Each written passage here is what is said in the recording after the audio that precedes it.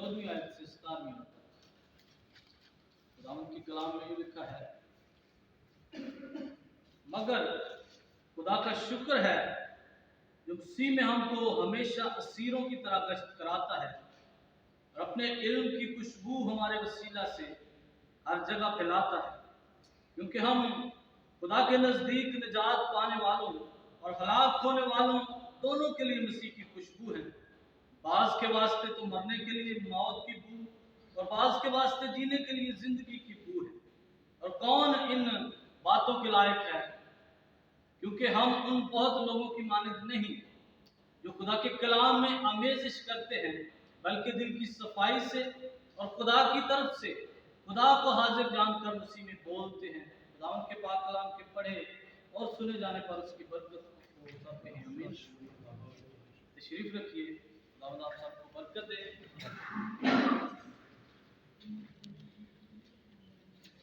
जैसा कि हम सब ने पिछले जुमा में सीखा था,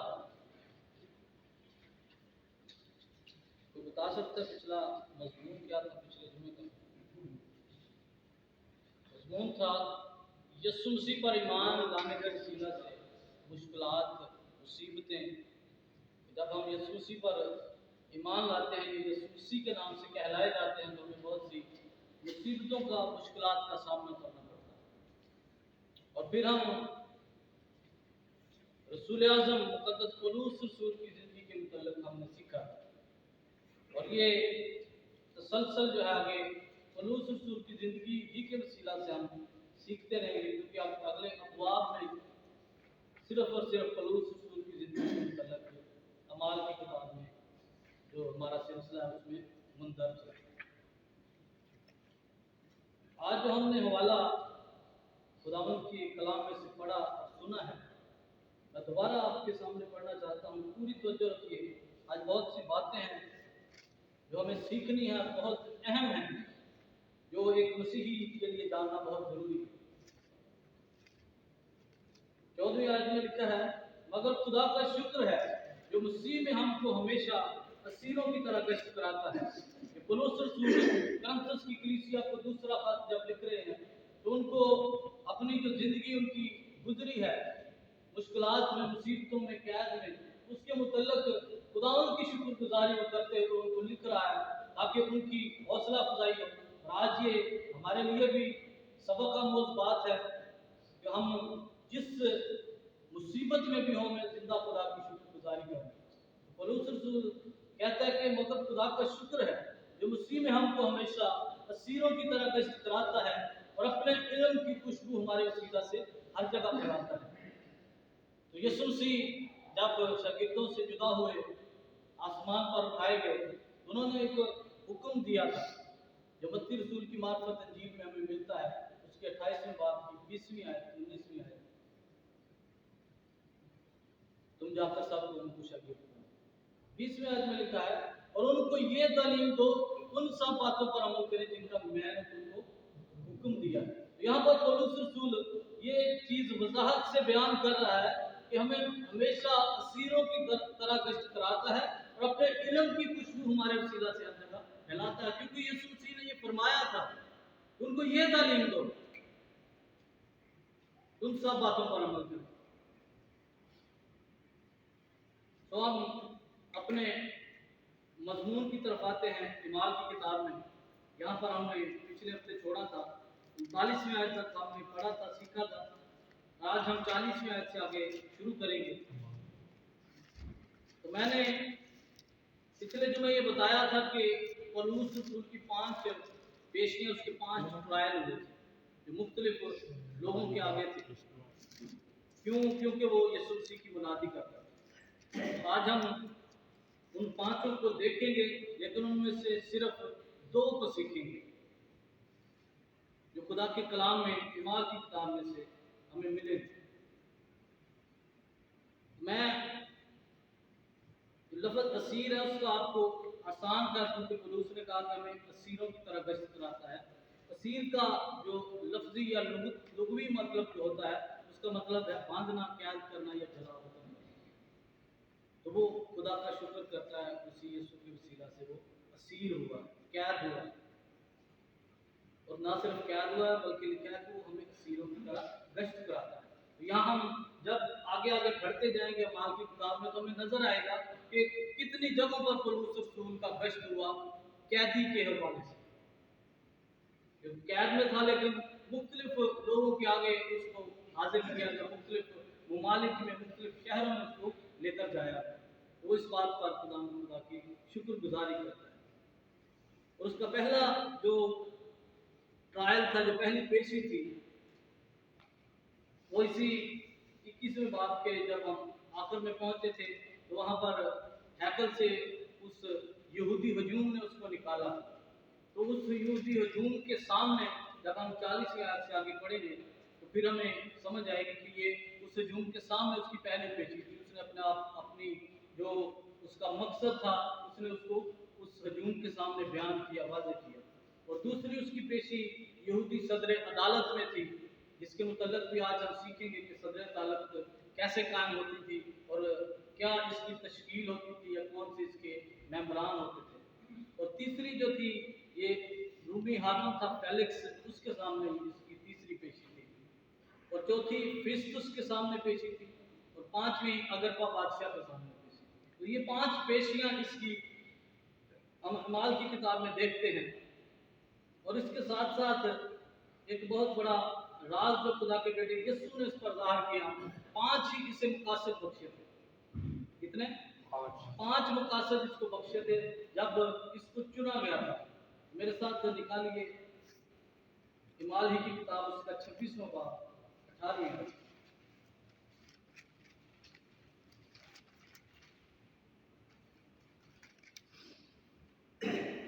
15ویں آیت سے پڑھیں گے تاکہ ہمیں صحیح طور پر سمجھ آئے۔ لکھا ہے، میں نے کہا اے خداوند تو کون ہے؟ خداوند نے فرمایا، میں یسوع ہوں جسے تو سکھاتا ہے۔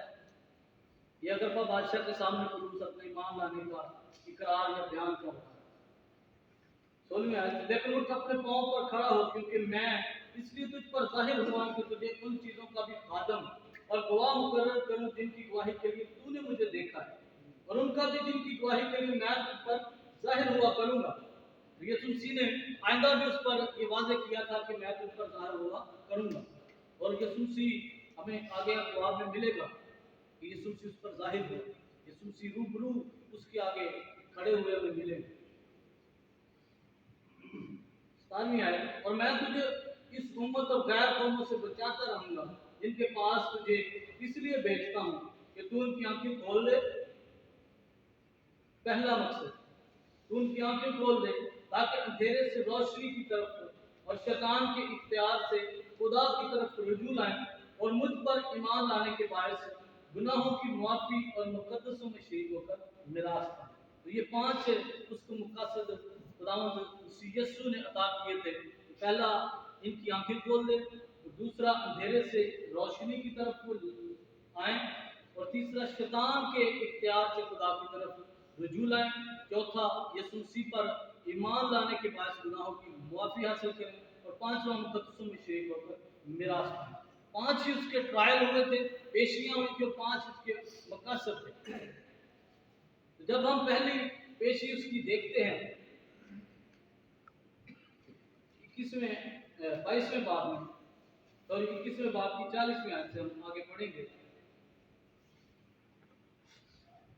کیونکہ 37ویں آیت سے وہ جو پلٹن کا سردار تھا اسے قلعے میں لے گیا سپاہیوں کے وسط سے، پھر اس نے پولس نے اپنا انٹروڈکشن کرایا اسے کہ میں کلکیا کے مشہور شہر ترسس کا باشندہ ہوں۔ اس کے بعد اس نے کہا کہ مجھے لوگوں سے بولنے کی اجازت ہے۔ اب 40ویں آیت میں آگے ہم بڑھیں گے، لکھا ہے، جب اس نے اسے اجازت دی تو پولس نے سیڑھیوں پر کھڑے ہو کر لوگوں کو ہاتھ سے اشارہ کیا۔ جب وہ چپ چاپ ہو گئے تو عبرانی زبان میں یوں کہنے لگا کہ اے بھائیو اور بزرگو، میرا عذر سنو جو اب تم سے بیان کرتا ہوں۔ جب انہوں نے سنا کہ ہم سے عبرانی زبان میں بولتا ہے تو اور بھی چپ چاپ ہو گئے۔ بس اس نے کہا، میں یہودی ہوں اور کلکیا کے شہر ترسس میں پیدا ہوا، مگر میری تربیت اس شہر میں گملییل کے قدموں میں ہوئی، اور میں نے باپ دادا کی شریعت کی خاص پابندی کی تعلیم پائی، اور خدا کی راہ میں ایسا سرگرم تھا جیسے تم سب آج کے دن ہو۔ तो यहाँ पर पौलुस रसूल अपना बयान शुरू करता है, लोगों से बातचीत करता है। तो जब लोगों ने सुना, हमने यहाँ लिखा हुआ पढ़ा है कि वो इब्रानी जुबान में यूँ कहने लगा। तो यहाँ पर इब्रानी जुबान से मुराद अरामी जुबान है, क्योंकि उस वक्त जो राइजुल वक्त जुबान थी वो अरामी थी, इब्रानी नहीं थी। तो अरामी जुबान से मुखातिब था, क्योंकि वो फ़लस्तीन में उस वक्त अरामी जुबान बोली जाती थी। ये बहुत अहम चीज़ है जो सीखने वाली है, क्योंकि अरामी जुबान उस वक्त की, उस इलाके की कह लें कि नेशनल जुबान कहलाती थी। तो जब उन लोगों ने उसको देखा कि ये हमारी मादरी जुबान में ही बात कर रहा है, तो और ज़्यादा चुप हो गए। लिखा है कि वो चुपचाप हो गए, इतने चुप हो गए कि वहाँ ऐसे मालूम होता है जैसे कोई है ही नहीं। उससे पहले हमें लिखा मिलता है कि बहुत हजूम में शोर था, किसी की समझ नहीं आ रही थी कौन क्या कह रहा है। लेकिन जब उसने अरामी जुबान में अपने जो तकरीर है उसको शुरू किया, तो सब लोग जो चुपचाप हो गए। तो उसने अपनी जुबान खोलकर उनको बताया कि मैं यहूदियों और किलिकिया शहर तरसुस में पैदा हुआ, मगर मेरी तरबियत इस शहर में गमलीएल के कदमों में यरूशलेम में था। वो तरसुस में पैदा हुआ, लेकिन कहता कि जब मैंने अपनी शरई तालीम पाई है तो मैंने इसी शहर में गमलीएल के कदमों में बैठकर पाई है। तो गमलीएल के मुतल्लिक हम सीखते हैं, ये एक फरीसी था जो शरअ का बहुत बड़ा आलिम था, और इसका दादा भी शरअ का आलिम था, उसका नाम हलेल था। और उस वक़्त इस जो एक तंजीम थी रबियों की, उनमें 7 रुकन होते थे, जिनमें गमलीएल का पहला नंबर था। तो इतना वो मुअज़्ज़ज़ माना जाता था। तो वहाँ से पौलुस रसूल ने खुदा के रूह कुद्दस के वसीला से अपनी तकरीर का आगाज़ किया कि मैंने उस गमलीएल के कदमों में बैठकर तालीम हासिल की है, जो शरीयत की तालीम है। तो उस गमलीएल को रब्बान का खिताब दिया गया, जिसका मतलब है तुम्हारा उस्ताद। मतलब लोग उस वक्त उसको उस्ताद मानते थे कि ये शरीयत का आलम है। उसने उसका नाम ही इस्तेमाल किया तो लोग और ज्यादा चुप हो गए, क्योंकि लोग उसकी इज्जत करते थे। और एक और जगह पर भी माल की किताब में गमलीएल का जिक्र है 5वें बाब में। सो उसने अपनी तकरीर का जो है अपने उस्ताद के नाम से आगाज किया, क्योंकि खुदा की रूह ने उसे बताया था, यसूस मसीह ने उसे वादा किया था कि बोलने वाले तुम नहीं होगे। खुदा की रूह के वसीला से उसने वो पॉइंट शुरू किया जिससे वो लोग मुतासर होकर उसकी पूरी बात सुन सकते थे। तो उसने तीसरी आयत तक अपना जो बयान है उसको मुकम्मल किया कि मैं शरीयत का, जब मैंने शरीयत को सीखा तो आपकी तरह मैं भी सरगर्म था। चौथी आयत में, चुनाचे मैंने मर्दों और औरतों को बांध कर और कैद खाने में डाल कर मसीही तरीक वालों को यहाँ तक सताया कि मरवा भी डाला। तो मसीही तरीक के लिए जो डेफिनेशन, जो तारीफ है, तरीक का मतलब होता है राह। तो ये ट्रांसलेशन की वजह से राह का लफ्ज़ इस्तेमाल नहीं हो, वरना अगर राह का लफ्ज़ इस्तेमाल होता तो इसका मफ़हूम जो पूरे तौर पर वाज़ेह होता। क्यों? क्योंकि यूहन्ना रसूल ने भी अपनी अंजील में इसी लफ्ज़ का इस्तेमाल किया है, तरीक का, जिसको यूनानी में होडोस कहा जाता है। जब यसूस मसीह ने अपने ज़ुबान मुबारक से इरशाद फरमाया कि राह, हक और ज़िंदगी मैं हूँ, वहाँ पर यूहन्ना रसूल की इंजील में भी यूनानी मतलब में यही लफ्ज़ इस्तेमाल हुआ, होडोस। तो अगर यहाँ पर भी मसीही राह वालों को यहाँ तक सताया के मरवा भी डाला, ये इस्तेमाल होता तो ज़्यादा महफूज और बेहतर था। सो इब्रानियों के खाते में भी इसी लफ्ज़ का जिक्र है कि उसने वहाँ पर होडोस का इस्तेमाल किया है, राह का इस्तेमाल किया है, कि वो राह जो हमें खुदा की हुजूरी में सच्चाई की तरफ लेकर जाती है, यसूस मसीह की तरफ इशारा है। यहाँ पर भी उसका बताने का मतलब यही है कि चुनाचे मैंने मर्दों और औरतों को बांध कर और कैद खाने में डाल कर मसीही तरीक वालों को, यानी कि मसीही ईमान वालों को, मसीही राह पर चलने वालों को सताया, और यहाँ तक सताया कि मरवा भी डाला। 5वीं आयत, चुनांचे सरदार काहिन और सब बुजुर्ग मेरे गवाह हैं कि उनसे मैं भाइयों के नाम हाथ लेकर दमिश्क को रवाना हुआ, ताकि जितने वहाँ हों उन्हें भी बांध कर यरूशलेम में सजा देने को लाए। यानी कि वो इजाजतनामा उसने सजा काहिन की तरफ से लिखवाया, ताकि जो भी भाई खुदा के बेटे यीशु की तालीम देते थे, मुनादी करते थे, उस पर ईमान लाते थे, वो इसलिए दमिश्क को जा रहा था ताकि उनको भी पकड़ कर लाए और उनको भी मरवा डाले, उनको भी सजाए मौत का हुक्म सुनवाए। तो ये अपनी वो स्टोरी बयान कर रहा था। तो आगे फिर वो अपना यीशु मसीह से मुलाकात का हाल उन लोगों के सामने बयान करता है कि जब मैं दमिश्क में जा रहा था तो यीशु मसीह मुझ पर जाहिर हुआ, उसने मुझसे बातें की, फिर मेरे चबीर नूर चमका और उसमें से मुझे आवाज़ आई। ये हम सब इस स्टोरी से वाकिफ है, इसलिए मैं इसको मुख्तसर कर रहा हूँ ताकि हम सारी तरतीब जो उसको टाइम से सीख सकें। फिर जब आवाज़ आई तो उसने यहाँ पर खुदा के कलाम में लिखा है कि मेरे साथियों ने सिर्फ जो नूर चमका था वो देखा था, जो आवाज़ आई थी उन्होंने वो नहीं सुनी थी, वो सिर्फ मुझे सुनाई दी थी। यीशु मसीह ने बताया कि ऐसा हुक्म मुझे किसका है। फिर वो हननिया का जिक्र करता है, किस तरह से हननिया जो है खुदा की तरफ से मेरे लिए पहुंचा ताकि मैं बिनाई पाऊँ। फिर मैंने बिनाई पाई, फिर मैंने बपतिस्मा लिया और फिर मैं हैकल में दुआ कर रहा था तो यीशु मसीह मुझ पर जाहिर हुआ कि उठ फौरन यहाँ से निकल जा। उसने यीशु मसीह से मुखातब होकर कहा कि ये लोग मुझे जानते हैं कि मैं तेरी मुखातबत करता हूँ। यीशु मसीह ने कहा मुझे पता है कि ये जानते हैं, लेकिन ये तेरे बयान पर ईमान नहीं लाएंगे। तो यहाँ से निकल जाना, मैंने तुझे गैर कौमों के लिए चुना। तो यीशु मसीह का ये प्लान था, ये मंसूबा था। और हमने माल की किताब में देखा तो पौलुस रसूल ने बहुत से इलाकों में खुदावंद के बेटे खुदावंद मसीह यीशु की मनादी की। तो उसने स्टिफनस शहीद का भी इसी बात में जिक्र किया कि जब उसको शहीद किया गया तो मैं उसके करीब ही था, तो उसके शहीद करने वालों के कपड़ों की हिफाजत कर रहा था। हर तरह से उसने उन लोगों तक वो सारी बातें पहुंचाई ताकि वो लोग इसकी जो मेन मुद्दा है उसको सुन सकें। तो जब यहाँ तक पहुंचा तो वहाँ पर आगे हम खुदा के कलाम में से देखेंगे 21वें आयत में, 22वें बाब की 21वें आयत, 22वें आयत, वो इस बात तक तो उसकी सुनते रहे, फिर बुलंद आवाज से चिल्लाए कि ऐसे शख्स को जमीन पर से ना कर दे, उसका जिंदा रहना मुनासिब नहीं। जब वो चिल्लाते और अपने कपड़े फेंकते और खाक उड़ाते थे तो पलटन के सरदार ने हुक्म देकर कहा कि उसे किले में ले जाओ और कोड़े मार कर उसका इजहार लो, ताकि मुझे मालूम हो कि वो किस सबब से उसकी मुखालफत में यूं चिल्लाते हैं। जब उन्होंने उसे तस्मों से बांध लिया तो पौलुस ने उस सूबेदार से जो पास खड़ा था कहा, क्या तुम्हें रवा है कि एक रूमी आदमी के कोड़े मारो और वो भी कसूर साबित किए बगैर। तो यहाँ पर हमें ये आगे का अहवाल जो है वो लिखा मिलता है कि उसको पलटन के सरदार ने कहा कि इसको किले में ले जाओ। लोग फिर चिल्लाने लगते थे क्योंकि आगे जो बातें थी वो खुदा की जलाल की तरफ जाती थी और वो लोगों को नागवार गुजरती थी जो पौलुस रसूल कहने वाला है।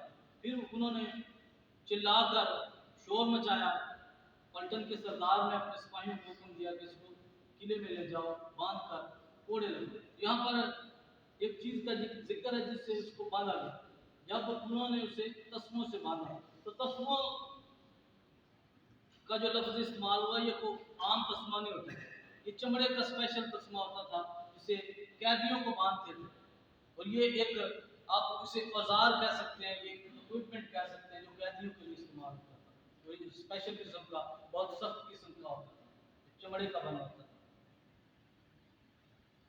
तो उसने जब उसको बांधा तो पौलुस रसूल ने उस सूबेदार को कहा जो उसके पास खड़ा था, क्या तुमको रवा है कि बगैर जुर्म साबित किए या बगैर कसूर साबित किए तुम एक रूमी शख्स को कोड़ा मारो? तो उस वक्त जो हुकूमत थी, जो राजल वक्त हुकूमत थी, वो रूमी थी। रूमी शख्स को मारना जो बहुत संगीन थी। तो जब उन्होंने ये सुना कि यह शख्स रूमी है तो बहुत डर गए। उन्होंने जाकर पलटन के सरदार को कहा ये शख्स रूमी है, क्या करता है, तुम इसको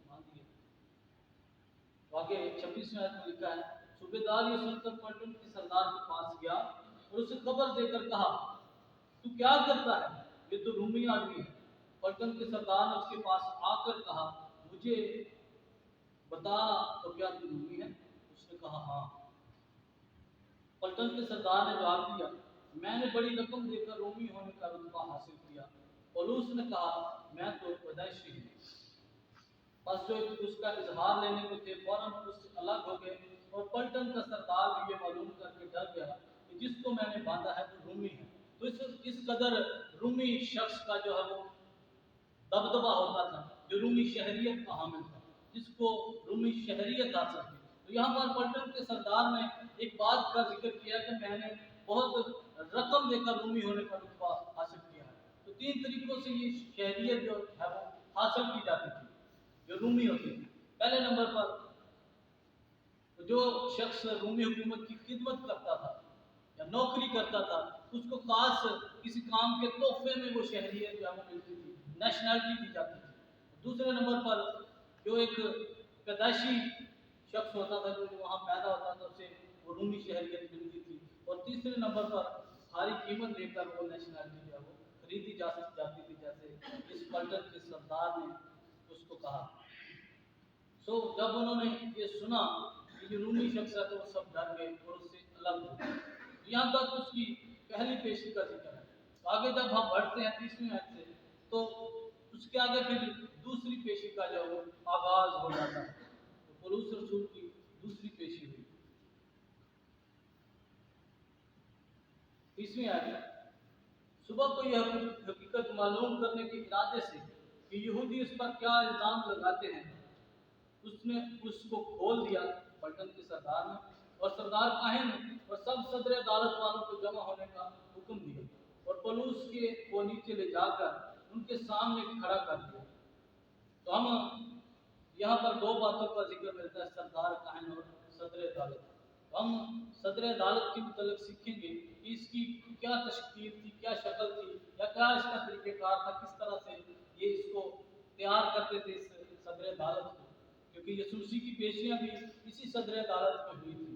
हम आज सीखेंगे कि सदर अदालत में कौन कौन शख्स जो है इनके मेंबर होते थे, क्या क्या जिम्मेदारियाँ होती थी। इसे सनहेड्रिन कहा जाता है और सदर अदालत इसके लिए मौजू लफ्ज़ नहीं है, क्योंकि सदर अदालत जब नीचे जेर आती है तो फिर ये अदालत की सदर की तरफ इशारा करती है। इसके लिए ये मौजू लफ्ज़ है वो अदालत आलिया है, जैसे हम सुप्रीम कोर्ट कहते हैं। इस वक्त की सुप्रीम कोर्ट थी, तो जो फैसला इस अदालत में आता था उसकी नफी नहीं होती। तो जो भी फैसला इस अदालत में होता था वो सबको कबूल करना पड़ता था। ये इस वक्त का असूल था और इस अदालत को अदल व इंसाफ की अदालत समझा जाता था।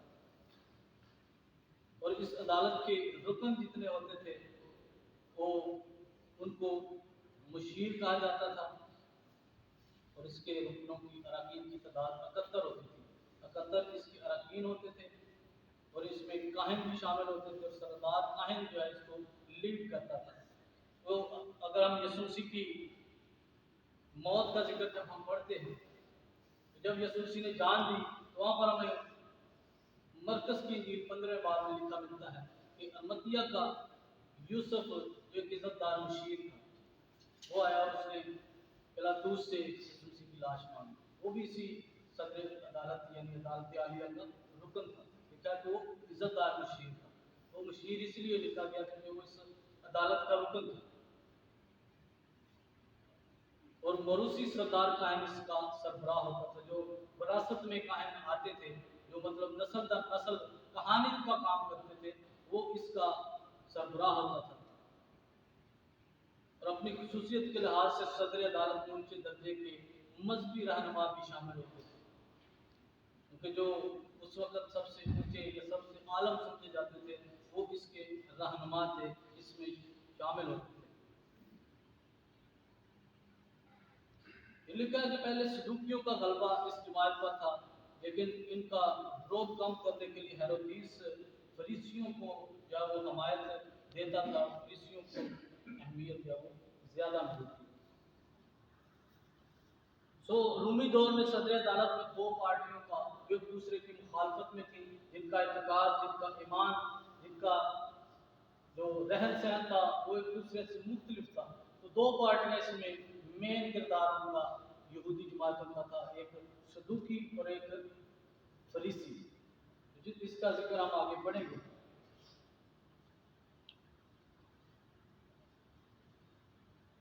और रूमी हुकूमत के मुकाबले में ये अदालत जो है बहुत ज़्यादा अहम थी, क्योंकि इसमें उस शहर के उन लोगों के जितने भी मामला थे वो डिस्कस होते थे। रूमी जब मौत की सज़ा सुनाई जाती थी वो रूमी हुकूमत के अलावा नहीं सुनाई जा सकती थी। बाकी जितनी भी सज़ाएँ, जिस जुर्म की भी सज़ाएँ थी वो इसी अदालत से सादर होती थी। तो हम आगे बढ़ेंगे 23वें बाब में। तो पुलूस रसूल की दूसरी पेशी शुरू है जो सदर अदालत में है। पहली आयत में लिखा, पुलूस ने सदर अदालत वालों को गौर से देखकर कहा, ऐ भाइयों, मैंने आज तक तुम्हारी एक नीति से खुदा के वास्ते उम्र गुजारी है।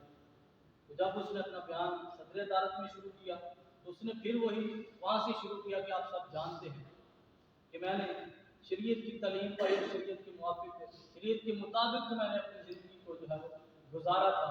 तो जब ये लफ्ज़ उनके कानों तक पहुँचे, क्योंकि वो जान चुके थे कि ये शरीयत से हटकर ये सूसी की मुनादी कर रहा है। तो यहाँ पर दूसरी आयत में लिखा है, सरदार काहिन हननिया ने उनको जो उसके पास खड़े थे हुक्म दिया कि उसके मुंह पर तमाचा मारो। पुलूस ने उससे कहा, सफेदी फिरी हुई दीवार, खुदा तुझे मारेगा। तो शरीयत के मुआफिक मेरा इंसाफ करने को बैठा है और क्या शरीयत के बरखिलाफ मुझे मारने का हुक्म देता है। तो जब सरदार काहिन हननिया ने पास खड़े शख्स को हुक्म दिया कि इसके मुंह पर तमाचा मारो, तो पुलूस क्योंकि शरीयत को जानने वाला था और शरीयत का उस अदालत का ये दस्तूर था कि जब कार्रवाई शुरू हो जाती थी तो फिर मारपीट का जो सिलसिला है वो खत्म हो जाता था। मारपीट क्या उससे पहले होती थी या सजा होने के बाद। वहां पर पुलूस रसूल से कहता है कि तू शरीयत के मुताबिक मेरा इंसाफ करने को बैठा है, लेकिन मुझे शरीयत के खिलाफ मारने का क्यों हुक्म देता है। तो फिर जब उसने उस पर आवाज उठाई सरदार काहिन पर, तो लिखा है चौथी आयत में, जो पास खड़े थे उन्होंने कहा, क्या तू खुदा की सरदार काहिन को बुरा कहता है। पुलूस ने कहा, भाइयों, मुझे मालूम न था कि ये सरदार काहिन है। तो लिखा है कि अपनी कौम के सरदार को बुरा न कहे। तो जो पुलूस रसूल इस कदर खुदा के कलाम को जानता था, तो ये फरूज की किताब में से उसने ये हवाला कोट किया कि अपने कौम के सरदार को बुरा न कहे। फरूज 22वें बाब की 28वीं आयत में ये मुंदरज है। इस कदर वो शरीयत से वाकिफ था, उसने फौरन वो जुमला जो अपनी जुबान से अदा किया कि मुझे मालूम न था कि ये सरदार काहिन है, क्योंकि ये खुदा का हुक्म है कि अपनी कौम के सरदार को बुरा न कहे। उस अदालत का दस्तूर था कि हर शख्स जो अपनी कुर्सी पर बैठता था उसकी खास यूनिफॉर्म थी। और उस वक्त पुलूस ने शायद वाकई अनजाने में उसे कहा कि उसे मालूम ना हो कि ये सरदार काहिन है, क्योंकि अदालत जो लगाई गई थी ये इमरजेंसी में बुलाई गई थी। क्योंकि हमने तीसरी आयत में पढ़ा है कि सुबह ही उसने पलटन के सरदार को उसको उस अदालत के सामने पेश किया और अदालत वालों को अदालत लगाने का हुक्म दिया। तो जो जिस तरह के मतलब रह रहे थे, जिस तरह के उन्होंने कपड़े पहने थे, वैसे ही वो आ गए थे। इसलिए पलूस ने इस बात की उसको वजाहत ना हुई कि ये वाकई सरदार का है। तो उसने बाद में इसकी माफ़ी मांगी कि मैं माफ़ी मांगता हूँ, माफ़ी चाहता हूँ, मुझे मालूम नहीं था कि ये सरदार का है। सो छठी आयत में लिखा है कि जब पलूस ने ये मालूम किया कि बाज सदूकी हैं और बाज फरीसी, तो अदालत में पुकार कर कहा। यहाँ पर फिर खुदा का रूह उसे गाइड कर रहा है, खुदा का रूह उसकी रहनुमाई कर रहा है। खुदा के बेटे यीशु ने जो उसको तरीक़ेकार बताया था उसके मुताबिक एज इट इज़ हो रहा है। लिखा है कि जब उसे मालूम हुआ कि यहाँ पर बाज सदूकी हैं और बाज फरीसी, तो अदालत में पुकार कर कहा कि ऐ भाइयों, मैं फरीसी और फरीसियों की औलाद हूँ, मुर्दों की उम्मीद और क़यामत के बारे में मुझ पर मुकदमा हो रहा है। जब उसे मालूम हुआ कि यहाँ पर दोनों जमातें आई हुई हैं, फरीसी और सदूकी, जो उस अदालत के रुकन हैं, तो उसने पुकार कर कहा کہ میں فریسی ہوں اور فریسیوں کی اولاد ہوں۔ جب فریسی فرقے نے یہ سنا کہ اس پر مقدمہ کس بات کا ہو رہا ہے، مردوں کی امید اور قیامت کے بارے میں، صدوقی جو تھے، یسوع مسیح نے بھی یہ فرمایا تھا، انجیل میں بھی یہ لکھا ملتا ہے کہ صدوقی جو قیامت پر نہیں رکھتے، یہ صدوقیوں کا جو ایمان تھا وہ قیامت پر نہیں تھا۔ ہم ان دونوں فرقوں کے متعلق سیکھتے ہیں۔ صدوقی فرقہ جو اس وقت اس ٹائم رومی جو دور حکومت تھا اس کا منظور نظر یہ فرقہ تھا، کیونکہ یہ شریعت کی اتنی پابندی نہیں کرتے تھے، شریعت کے مطابق فیصلے نہیں کرتے تھے، بلکہ یہ اپنی جاب اپنی نوکری کو زیادہ اہمیت دیتے تھے۔ یہ جو صدوقی فرقہ تھا یہ ایک امیر ترین فرقہ تھا، یہ قانون پسند اور مذہبی پاکیزگی کی نسبت سیاسی عہدوں میں زیادہ دلچسپی رکھتے تھے۔ اس لیے یہ مسیح یسوع کے بھی منتظر نہیں تھے، کیونکہ کلام کو تو یہ پڑھتے تھے، کلام پر یقین بھی رکھتے تھے، لیکن اس پر عمل نہیں کرتے تھے۔ یقین ان کا اتنا ہی تھا کہ صرف یہ ایک ریٹن ہے، لکھی ہوئی باتیں ہیں جو خدا کی طرف سے، ان کا اتنا یقین تھا، اس سے زیادہ وہ یقین نہیں رکھتے تھے۔ اور یہ صدوقی جو تھے فریسیوں کے عقائد کے سخت خلاف تھے، اور ان کے عقیدے کا دوسرا بڑا جز یہی تھا کہ جسم کی قیامت، حیات ابدی اور روحوں پر، فرشتوں پر یہ یقین نہیں رکھتے تھے۔ اور صدوقی کہتے تھے خدا نے کچھ بھی پہلے سے مقرر نہیں کیا، انسان جو کچھ بھی کرتا ہے اپنی مرضی سے کرتا ہے، جو کچھ بھی اس کی زندگی کے اندر حالات ہوتے ہیں اس کے اپنے لائے ہوئے یا بنائے ہوئے ہوتے ہیں، اس کا خدا کے مطلب لکھنے سے یا اس کے کرنے سے کوئی تعلق نہیں ہے، تو خدا کو اس لحاظ سے مانتے تھے۔ تو جو فریسی فرقہ تھا وہ شریعت کا پابند تھا، اس لیے تو پولس رسول نے باشگاف واضح الفاظ میں کہا کہ میں فریسی اور فریسیوں کی اولاد ہوں۔ تو خداوند یسوع مسیح کے زمانے میں یہودیوں کے 3 فرقے تھے۔ پہلا فریسی تھا جو بہت معتبر اور معزز سمجھا جاتا تھا یہودیوں میں، کیونکہ وہ عالم ہوتے تھے، وہ علم رکھتے تھے، شریعت کا علم ہر لحاظ سے رکھتے تھے۔ اور دوسرا صدوقی اور تیسرا اسینی فرقہ تھا۔ اور مذہبی اور بااثر جو فرقہ تھا وہ یہی فریسی فرقہ تھا، اور اس کا مطلب ہے علیحدہ کیے گئے، الگ کیے گئے، اور اسے قصدین بھی کہا جاتا تھا، جس کا مطلب خدا کے پیارے، اور وہ اپنی روایات، اپنے جو روایات یا شریعت کے احکام کو پورا کرنے کے لیے مرنے مارنے تک جاتے تھے۔ اسی لیے تو انہوں نے یسوع مسیح کو زور دیا کہ اس کو سزا، موت کی سزا سنائی جائے، کیونکہ یسوع مسیح نے خدا ہونے کا دعویٰ کیا، تو انہوں نے کہا یہ کفر بنتا ہے۔ تو یہ ایسی شریعت کو ماننے والے یہ پابند تھے، لیکن ان میں کافی خامیاں تھیں کہ وہ دوسرے لوگوں کو حقیر جانتے تھے۔ اس لیے یسوع مسیح نے بارہا ان کو مخاطب کر کے کہا تھا کہ سفیدی پھری ہوئی قبروں، فریسیوں کو کہا، کیونکہ یہ باقی لوگوں کو بہت حقیر سمجھتے تھے۔ اور ہم جب ایک تمثیل دیکھتے ہیں جو یسوع مسیح نے ہمیں سکھائی کہ ہمارا ہمسایہ کون ہے، تو انہوں نے ایک شخص کا ذکر کیا تھا، کون تھا؟ ایک سامری۔ یہ سامریوں سے بہت نفرت کرتے تھے، یہاں تک کہ گلیل اور یروشلم اور ایک صوبہ سامریہ تھا، یہ یروشلم کے 3 صوبے تھے، لیکن سامریوں کے صوبے سے وہ گزر کر نہیں جاتے تھے، وہ اوپر سے باہر سے ہو کر جاتے تھے۔ جب ہم خدا کے بیٹے یسوع کی تعلیم کو دیکھیں یا ہماری بائبل کے باہر جو نقشہ جات بنے ہوئے ہیں ان کو دیکھیں تو پھر ہمیں سمجھ آ جائے گی کہ یہ ان سے اس حد تک نفرت کرتے تھے کہ ان کے صوبے سے بھی داخل نہیں ہوتے تھے، باہر سے جاتے تھے تاکہ وہ گلیل کو پہنچے۔ سو یہ اپنی جو روایات تھی، یہ روایت تھی ان کی جو بزرگوں نے قائم کی تھی، ان کی وجہ سے وہ نفرت کرتے تھے، تو اپنی روایتوں کے بھی پابند تھے، اس لیے وہ لمبا سفر کرنا مناسب سمجھتے تھے، وہ सेंटर से नहीं करते। तो फरीसियों के बहुत नामवर लोग थे, जो आलम भी थे, जिनको बड़ी इज्जत भी मिली, जो इज्जत की निगाह से भी देखे जाते थे। उनमें निकोदेमस है, जिसका यीशु मसीह से मुकालमा हुआ, फिर गमलीएल, जिसका पौलुस रसूल ने जिक्र किया कि मैं उसका शागिर्द था, और फिर पौलुस रसूल खुद इकरार कर रहा है कि मैं फरीसी था। तो ये सारी बातें हमारे सीखने के लिए जरूरी है, ताकि हमें पता हो कि सदूकी कौन और फरीसी कौन है। तो जब उसने ये जाना कि वहाँ उस अदालत में फरीसी भी हैं और सदूकी भी हैं, तो फिर खुदा के रूह ने उसे सिखाया कि वहाँ पर उसे किस तरह बात करनी है। उसने अपनी बात का आगाज किया कि मुझ पर मुर्दों की क़यामत के मुतल्लिक़ जो है वो मुकदमा चाहता है। तो आगे जब हम देखते हैं 7वीं आयत, जब उसने ये कहा तो फरीसियों और सदूकियों में तकरार हुई और हाज़रीन में फूट पड़ गई, क्योंकि सदूकी तो कहते हैं कि ना क़यामत होगी, ना कोई फरिश्ता है, ना रूह, मगर फरीसी दोनों का इकरार करते हैं।